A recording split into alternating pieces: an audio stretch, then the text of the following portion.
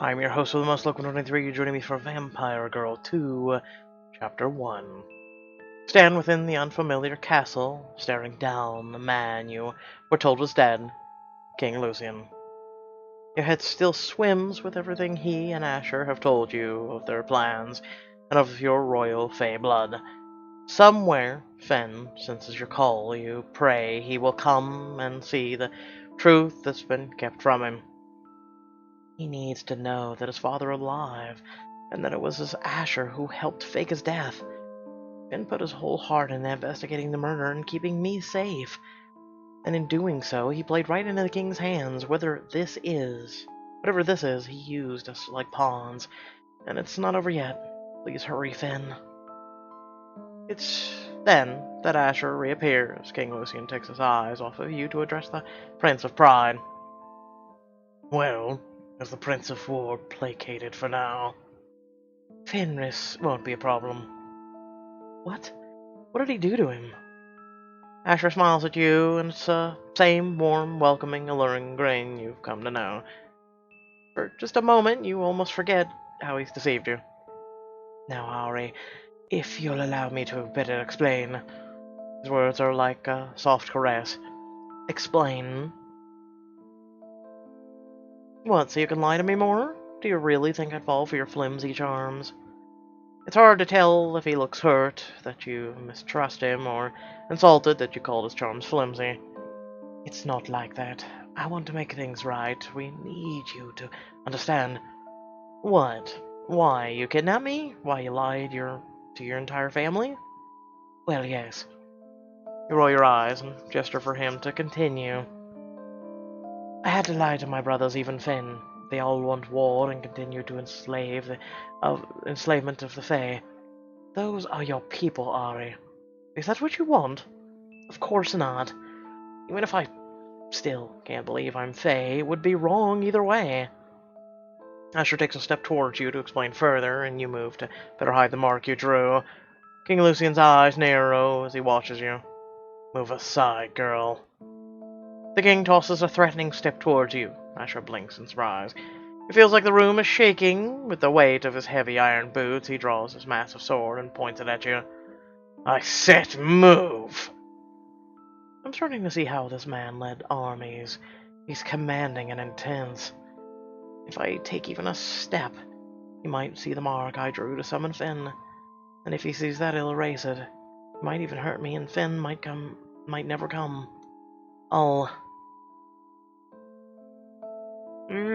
Hesitate, frozen with fear. You look away from the king, as you do, as he commands, stepping aside to reveal Finn's mark on the wall. Finn's demon mark. What have you done? The blow hits you before you even realize he swung a sword, slamming its blunt side in your ribs. The force of the swing sends you sprawling onto the floor. You hear Asher cry out in anger and dismay. King Lucian looms over you, glaring down menacingly as he leans against his imposing sword. Do you have any idea what this means? What the Prince of War will do when he comes here? Stare silently back at him, trying not to provoke him further. Ari, are you alright? I'll shut him out completely. Can't help the bitter tears that sting your eyes, and you hope that the sight of them hurts him. How could you let this happen? Asher stammers his reply at a loss of words for the first time since you've met. We had to. Really? You had to drag me here so your father could treat me like an animal. Shakes his head, wavering between grief and frustration. You need to understand. All I understand is that you tell me I'm Fae, then treat me like as badly as a slave. How can you claim you want peace? King Elysium scoffs at the exchange. You've grown too fond of her, Asher. It has made you soft. I've grown to be compassionate. Isn't that why we're fighting this war? Shrink in on yourself, trying to keep a safe distance between you and the arguing vampires. King Lucian finally seems to take notice of you again. Madrid and Dirk will take you to your room. They will take care of you. Daddy turns on his heel and leaves. Asher follows, glancing forlornly back at you over his shoulder as he goes. Two Fae, a man and a woman, enter the room as the king and prince leave. The woman is tall, stern, but also looks almost apologetic. The man at her side holds a rough burlap sack. It is time to come with us. I apologize for this treatment, Your Grace. Everything will make sense to you soon. The man moves to pull the bag over your head, and you jolt to attention. Command him. I'm Fey royalty. That makes you your master, right? So why are you taking orders from a king jerkface? I don't think you want your future ruler as an enemy, so you'd best let me go. Interesting point and all, but... well, sorry. No can do. Off we go now. He yanks the bag over your head and carefully pulls you to your feet. I guess they don't want me knowing my way around. Once again, I'm a prisoner. They lead you down what must be a hallway. You feel rough, flat stones under your feet. The bag is becoming suffocatingly warm from your breath. Finally, there's a sound of a door, and once you enter the room, the bag is pulled from your head. It's like in the cool air as fast as your lungs will take it in. You're not exactly endearing me to your cause, you know. Looking around, you find yourself standing in a new, unfamiliar bedroom. Though it's far more uncomfortable, or more comfortable, than a dungeon, there are bars over the windows. They serve to remind you that you're not exactly a guest. Madrid locks the door behind the three of you. My parents were human, you know. You have the wrong girl. I'm from Earth. Dirk laughs and takes a step away. Madrid answers you curtly. Indeed, you are half human. It will be a problem for some who believe in pure lineage. But your blood is staggeringly powerful, so I doubt will be a long debate.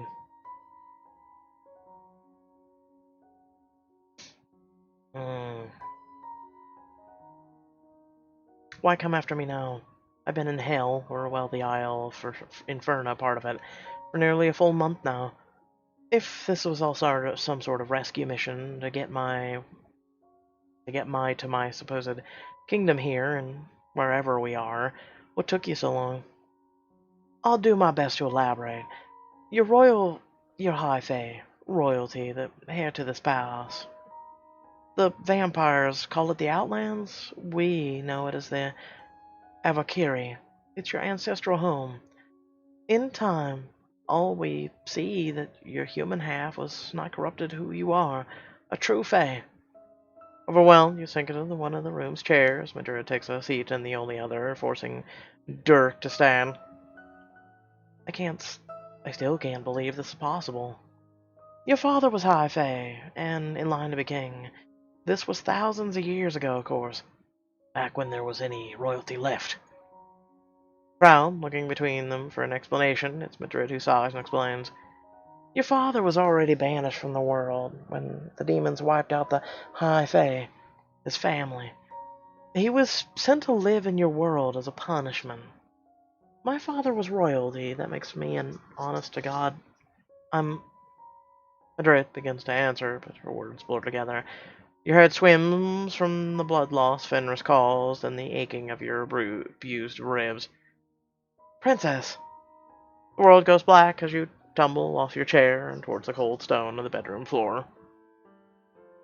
When you wake, you're tucked safely in the bed beneath layers of thick blankets. What happened? As your eyes adjust and you look around the bedroom, you find that only Madrid stayed. The Fey woman smiles sympathetically at you from her seat by your bedside. Take it slow. You're still weak. You lay still as she smooths your hair from your face.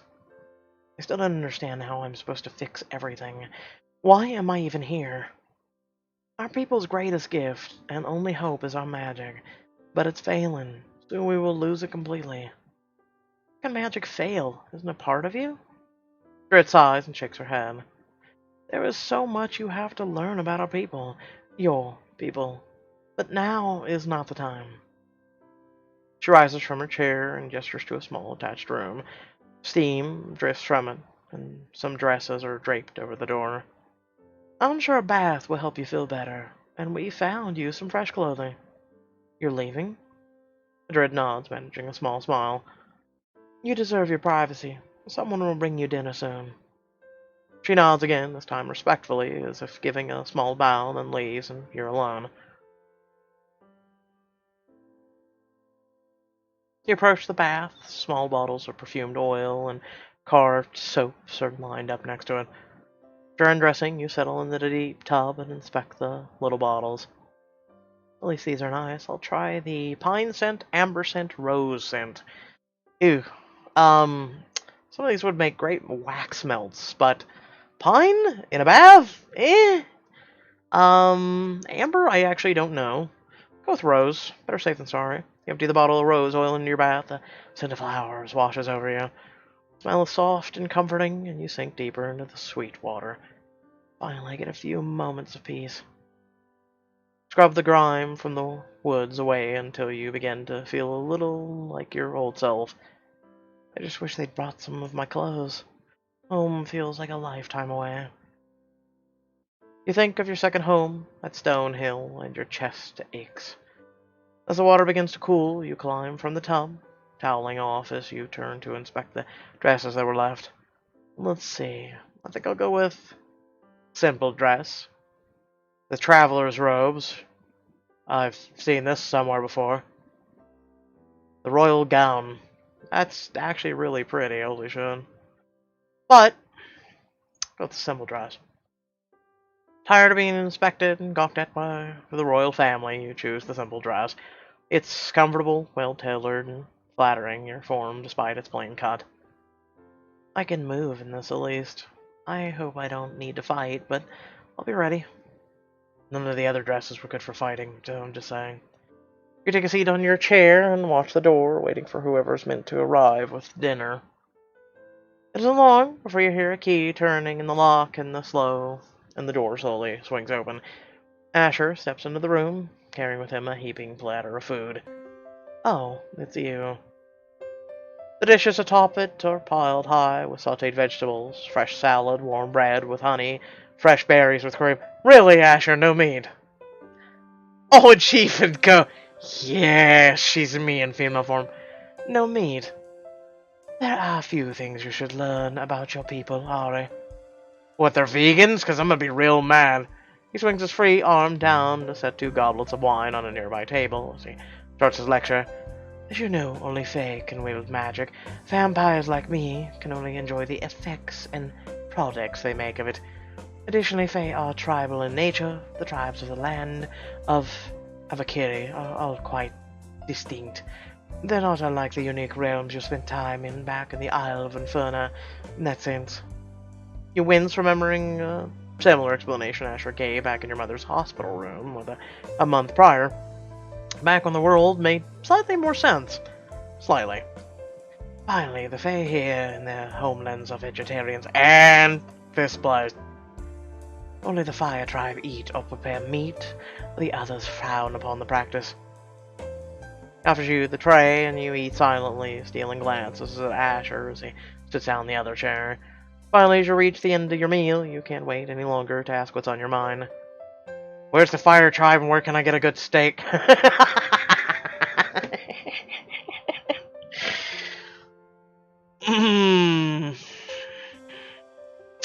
Why did you lie? I'm sorry for the deception, and for how you've been treated, but I couldn't tell you. Why not?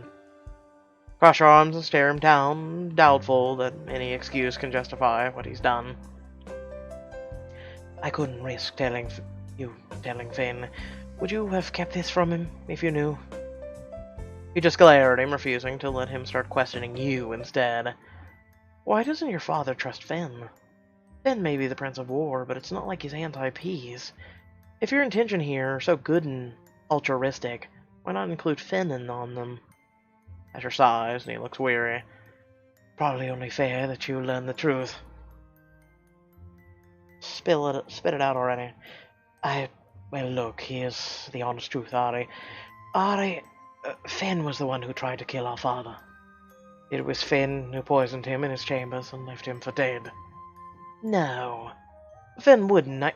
That can't be. Of all the things he could have said, you expected this, the least. You gape at as Asher tries to explain. Our father told Finn about his intentions to free all the Fae slaves. If Finn poisoned him, how was he alive? How did the king survive? King Lucian has always been a paranoid man. He built up a tolerance to most poisons available to our kind. He woke soon after Finn made his attempt and realized what had happened. You shake your head in disbelief, struggling to see why the best of King Lucian's children would kill him for a selfish reason. But I saw his body. We all did. What happened? You saw the burned remains of another dead vampire my father placed in his grave. He knew he would never end this war as king, so he went into hiding. You think back to the charred corpse within the crypt and shudder. And the only son he told the truth was to you? Yes, only me. He didn't know how my brothers would react, and he needed a man on the inside. He's quick with his answers, and you struggle to catch him in a lie. He seems like he's telling the truth, but I don't want to believe it. I still don't understand. What you get out of this? I got dragged into his plans. When King Lucian really wants? Go with that. I told you. He wants to end the war, to bring peace to the Isle of Inferna and Avakiri. Can his motives really be that good? He's a monster. Asher winces and gives you an apologetic look. I know he hasn't treated you kindly. It's not really in his nature to. Still, I do think he's trying to do what's right. So this is all justified in your mind. I never wanted to see you get hurt, but we didn't see another way. This is more important than you understand. Try me.